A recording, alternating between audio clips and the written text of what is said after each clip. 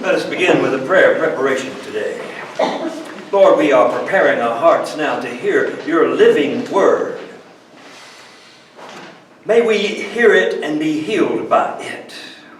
Help us to understand more clearly the sicknesses that we have and the ways in which you can heal those sicknesses. For we pray it in Christ's name. Amen. Amen. Last week I took a little trip out to the coast. It's a lovely drive, a hard drive, but a lovely drive. But after you get past Wygill on the way to Salinas, you end up in the flatlands, and out there's a lot of billboards promoting this and that. But one of the things they are promoting, so many times you see it, is different kinds of fruits or supplements or something else that you can take to have this marvelous health. And as I was driving along, I couldn't help but read many of those signs. And it was funny. It didn't make any difference what it was, fruit, supplement, whatever. It always had this long list of things that it healed. Diabetes, cancer, arthritis. All the ailments of man were listed on almost every sign. So I thought to myself, well, we must try all of those then, I guess. Now really what I thought to myself was, if we human beings can proclaim that some product or some fruit or some food heals us, then in the church of Christ we ought to be able to proclaim the healings of Jesus. For we have so much to say to this world about the ways in which we can be healed spiritually. And it is through Jesus that we are healed spiritually. So this series that I'm now preaching is about 3 of the major healings we need in the world today. As you remember last Sunday, I talked about spiritual paralysis and not being able to move to do the action we need to do to bring salvation to this world. Just paralyzed, as some have coined it, God's frozen chosen. Today I want to talk about another healing, and that is the healing of spiritual leprosy. We heard the story read just not long ago from the gospel about how Jesus healed these 10 men who suffered from leprosy. So today I would like to try to answer 2 questions about that. First of all, what is spiritual leprosy? And secondly, how does Jesus heal us today of spiritual leprosy? So, first, to understand what is spiritual leprosy, we must go back to the biblical times and understand what it was then. And one of the things we must learn, being now that we are in the 21st century, is that the leprosy we think of was not the leprosy of the time of Jesus. The leprosy we know in the modern world is called Hansen's disease. And it's a disease of the nerve endings that cause the skin to turn white patches. And in the old days, people used to think that that was infectious, but it's not. That's not the biblical leprosy, no matter what the movie Ben-Hur may have showed. Biblical leprosy was an incurable skin disease. When you would have these skin diseases, things like scabs or moles or warts or sores that didn't heal, you had to go to the priest, and the priest had to look at those things, test you out for 7 days, see if it was contagious or not, or if it went away or not. If it did not go away, then you were deemed to be a leper, sadly. And under the Jewish law, you could not then attend the temple ever again. You could not associate with anyone in society ever again. You had to go off to some place and live by yourself, usually with other lepers. The idea being they did not want that infection to spread throughout the society and the culture. So a leper then was somebody who had been deemed to be incurable. Someone who was deemed to be untouchable. This is what a biblical leper was. But what is a spiritual leper today? Well, it has a lot to do with the same kind of idea. That idea being that you have something wrong with you that cannot be changed. That you have something wrong with your personality or your spirit or your psyche or your mind or your heart. You have something wrong with you that is incurable. That you are unchangeable and that you are untouchable. When we start believing things like that, then we are in fact the same thing as a spiritual leper. Someone who believes that God cannot change them, that God cannot heal them, that God cannot touch them. Now you would think, oh, well, maybe I don't know of such a thing. Well, as a pastor, I'll have to say, I have seen it so many times in so many people. They just do not want to admit it. Oh, they are Christians for sure. They've been baptized. They've confessed Christ as their Lord. They come to the churches all day, every day. But yet deep in their heart, they know there's parts of their life that don't change, don't ever seem to change. And so they have resigned themselves, very much like the lepers in the old days, to say, this part of me, God cannot change. This part of me, God cannot do away with. This part of me, God cannot touch. And the one thing I have also learned is that the older we get, the more of a spiritual leper we become. When I was a younger pastor, I had a young woman come visit me because her mother wanted her to come visit me. Her mother was worried about her daughter. Her daughter was 28 years old. And now this was back in the 70s. And her mother was worried because her daughter did not seem to ever have any successful dates. And her daughter had told her she did not want to get married and she did not want to have children.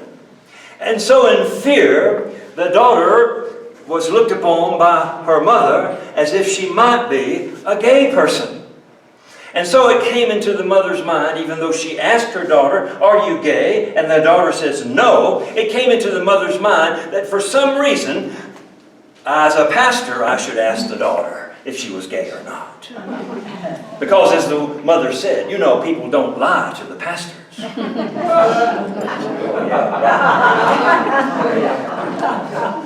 But anyway, we had our meeting and we talked, and I explained to her that it was her mother's concern, and I told her what her mother's concern was, and she kind of laughed about it. She said, no, I'm not gay. I told my mother several times that that's not the case. So I said, well, is it that you have not found any desirable men that you would like to marry? Perhaps that is the reason. And she says, oh no, I have had several dates with men that I would like to have been with, for sure.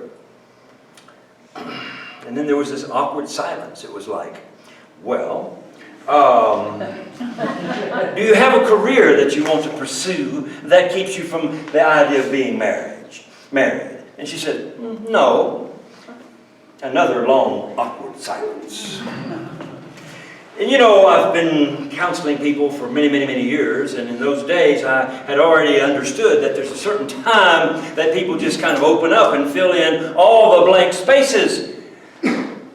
This wasn't happening, and there were a lot of blank spaces. So I didn't know what else to do. So I just kind of said it as clearly as I could. I said, well, if you have found men that you like, and you're not gay, and you don't really have a career that you're trying to pursue, then what's the problem? I just asked it. I said, what's the problem? A long silence, and finally a little tear came to her eye. And she said to me, it shocked me, she said, the reason is I would make a horrible wife and a lousy mother. I said, well, I hadn't heard that reason before. And she went on to explain that her mother had gotten divorced from her father, that her grandmother had gotten divorced from her grandfather, that her brother had gotten divorced, her sister had gotten divorced. So many people in her family had gotten divorced. And she realized the kind of character they were, and she realized the selfishness that they had, and she realized how that all the time caused miseries in their relationships. And so she had come to the conclusion that she was permanently going to be a lousy wife and a horrible mother, because it was in her blood, so to speak. And she decided that she would rather be single than go through all that pain and misery. The deck was stacked against her, is basically what she said. And I tried my best to counsel her. I said, no.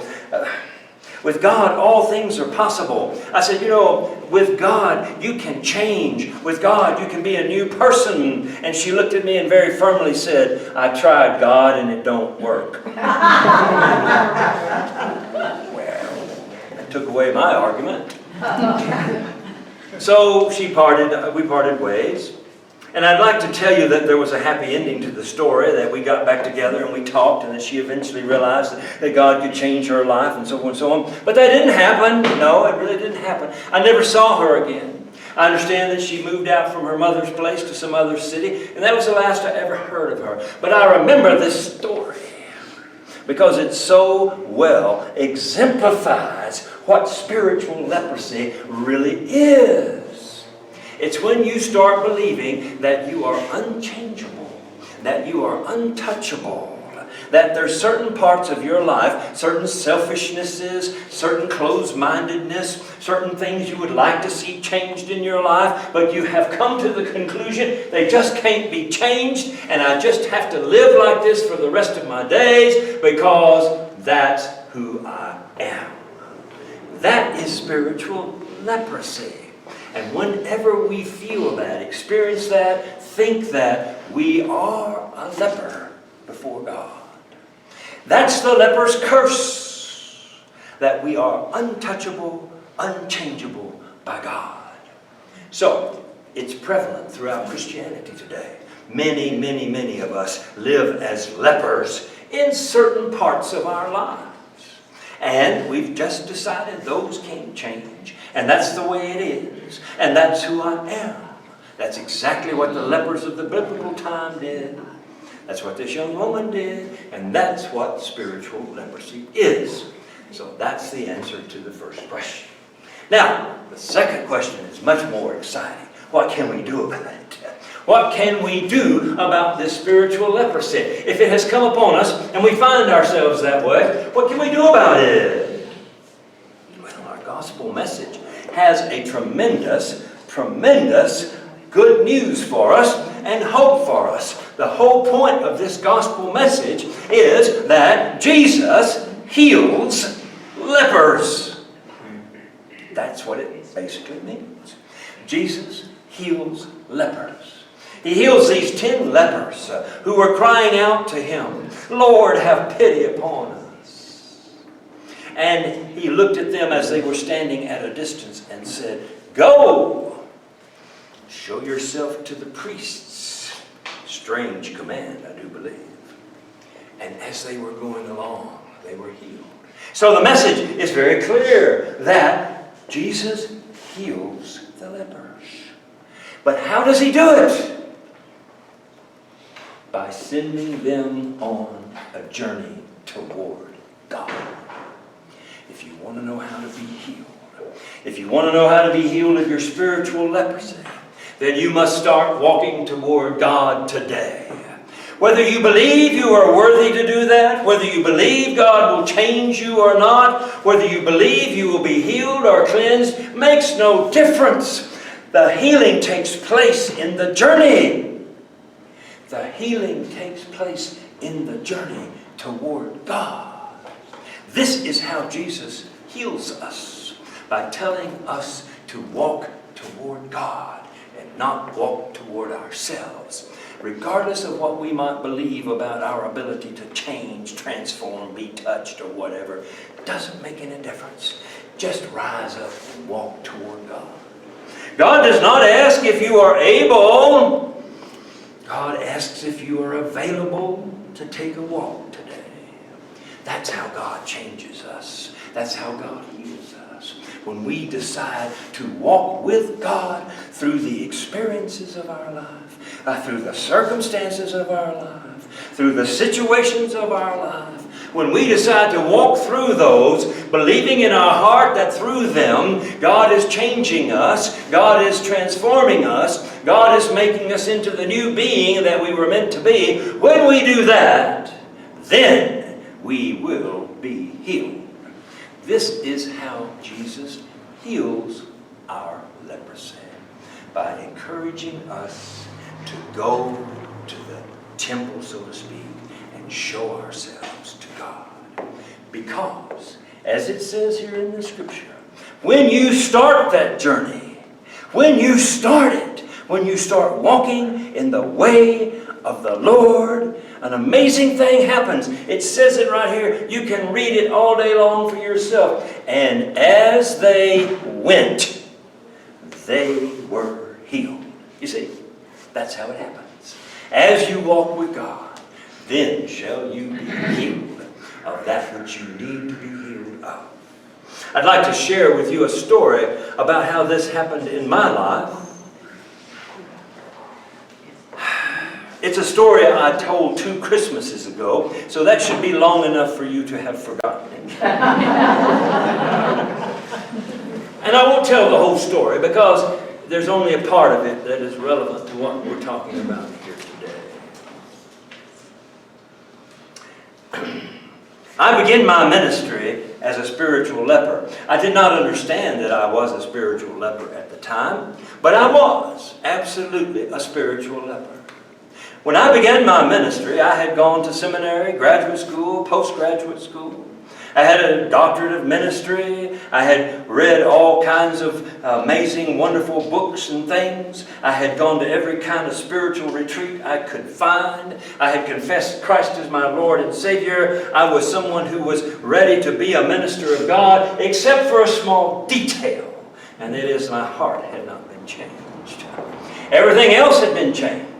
Everything else was new. I had the trappings of a Christian, but I did not have the changed heart.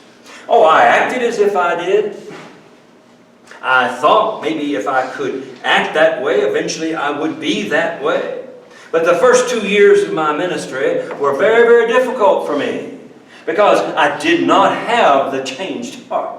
Because I did not have the new being within me. Because I had not yet discovered who I was as a divine child of God. I knew who I was in the human world, but not in the divine world. And so it was a miserable time, and I'm sure it was even a more miserable time for those under whose care I was found. The first sermons I preached in those days were absolutely horrible, I'm sure. They sounded like a treatise on ancient languages and how the preposition means this and the preposition means that. And people were like, oh yeah, that's boring. And on top of that, any opportunity I had to do ministry or to be in ministry to persons, it was like I was reading this book on pastoral counseling to them. There was no connection with God there in my life for those first 2 years, and it was a miserable time for me. It was a time of doubt. It was a time of confusion. It was a time when I would begin to think that maybe somehow God couldn't touch my heart. Somehow I couldn't be changed by God. Because after all, when you've gone to 4, 5, 6 years worth of studies and you're ordained and you're in all this and nothing has really happened to you, you begin to think maybe it's not going to happen and maybe I just have to go through the rest of my ministry like this, which was a miserable option. I did not want to think about it. But then all of this came to a tipping point. One New Year's Eve. And this is the story I told 2 years ago, or 2 Christmases ago, I should say. It was a story about New Year's Eve. I was left at the church after all the people had gone away from the watch night service. It was my job to lock up the building, being a lowly associate pastor at that time. And there I was sitting in my office in our white New Year's Eve robes that we wore for the celebration. And a knock came on the door. Now this was a cold night in Austin, Texas. It can be cold in Austin, let me tell you. The wind can blow through as if there were nothing between us and the North Pole but a barbed wire fence, so to speak. That's the kind of night it was. The stars were brilliant. But anyway, this young African-American woman was knocking on my door holding a little baby, and I opened the door and let her in. The cold air was horrible, and she explained to me that she had 2 children outside and that she was going to go get them and bring them in because they needed some food and they needed a place to stay for the night. And she asked me if I could hold her baby, and I said, sure, I'll hold your baby, while she went outside to get the other 2 children. And I sat there and held that baby for 5 minutes, 10 minutes, 15 minutes, 20 minutes. It takes a long time to get 2 children and bring them back in. And then it dawned upon me, this woman had abandoned her child in my arms on New Year's Eve on a freezing night. Little bitty baby. She told me her name was Hope. That was the name of this little baby. And so immediately I said to myself, maybe she's still out there. So I ran out the back door looking for her, wearing only that white clerical robe with not much underneath it. Cold, cold, holding the baby close to me as close as I could, looking for her in every direction. And then it dawned upon me that I had just let the only unlocked door shut. All my keys were inside my office, of course, in my coat pocket, of course. There we were, freezing out there in that wind. And this church was a new church built out in the middle of nowhere. It would take quite a while to walk someplace that might be helpful. So anyway, the decision came in my mind that the only thing I could do, we had a nativity scene out in front of the church with big lamps that lit it up. And I said to myself, the only thing we can do is go out there and get in that straw and try to keep warm through the night under those bright lights of the nativity scene. And so I and little Hope went out there into the nativity scene, covered myself up with straw, tried to cover her up with some straw, and we sat there and tried to feel a little more warmer because of these bright lights that were shining upon us, but it was not really a little more warmer. It just felt like it was. And so there we were, and it was probably 2 o'clock in the morning.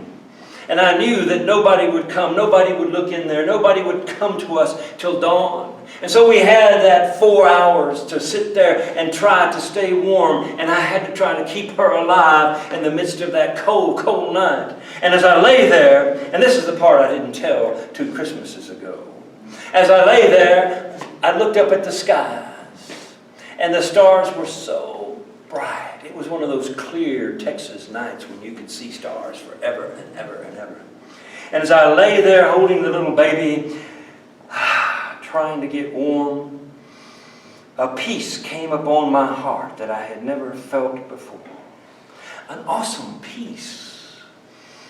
A peace that literally took away my breath. I couldn't understand exactly what it was all about, but I felt it so deeply. And as I looked at the sky, it was as if the stars were asking me a question through their brilliance. The question God was saying to me at that moment and at that time. The question that I still remember to this very day. I heard it in my heart. I heard it in my mind. The question was simply this: who else do I have but you to sit out here in this freezing weather and try to keep this little African-American girl whose mother has abandoned her alive?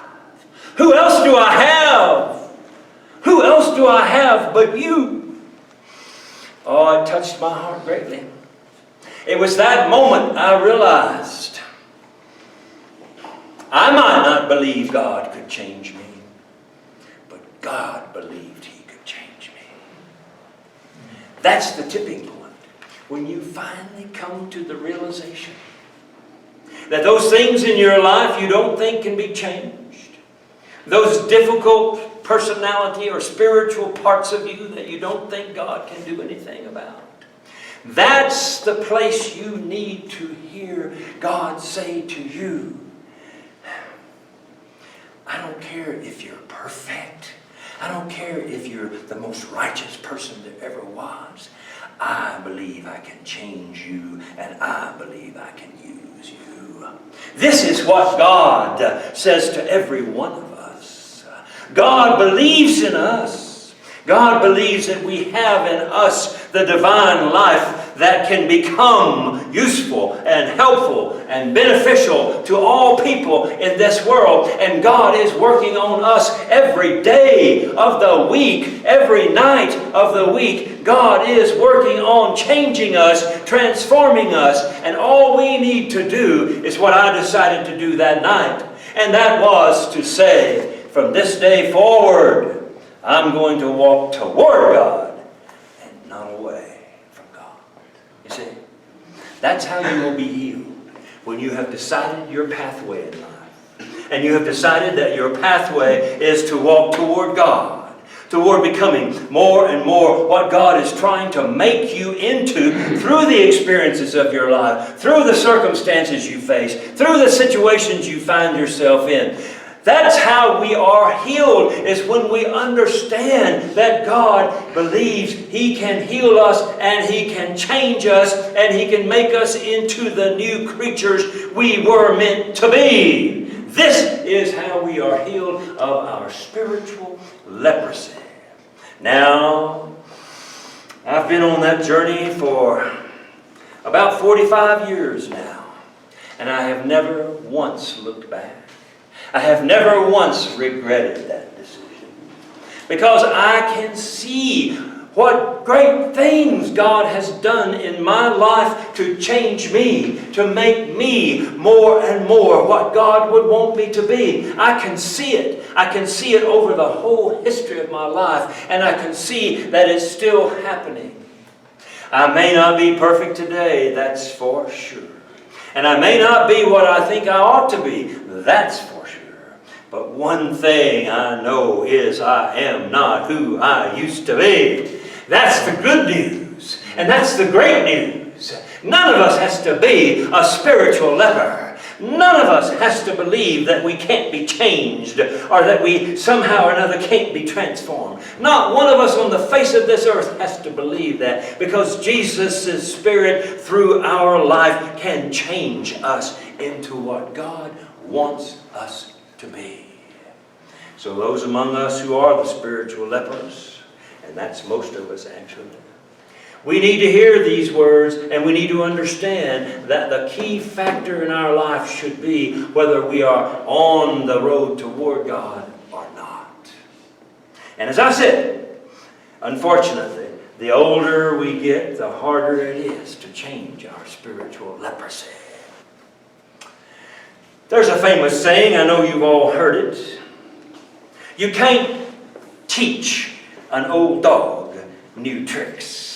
Everybody's heard that. Matter of fact, that's the oldest saying known in the English language. 1546, I looked it up. That was one of the first ones ever said. You can't teach an old dog new tricks. But I have a better saying, and I think it's one that we should be able to say in the Christian faith, especially those of us who are still in our prime of life in the older years. It's this. The way not to be an old dog is to keep learning new tricks. Move on. Move on with God. Don't stay where you are as a Christian. Don't think that you have become the best you can ever be. What kind of an idea is that?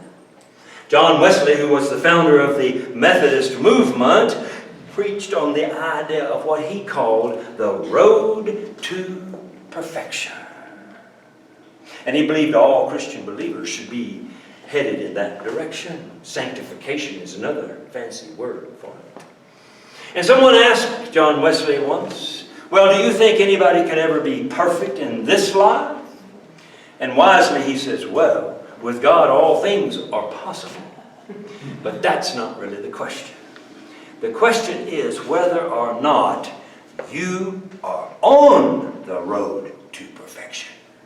Because, brothers and sisters, if you are on the road, God will heal you as you go. That's the good news we have for you today.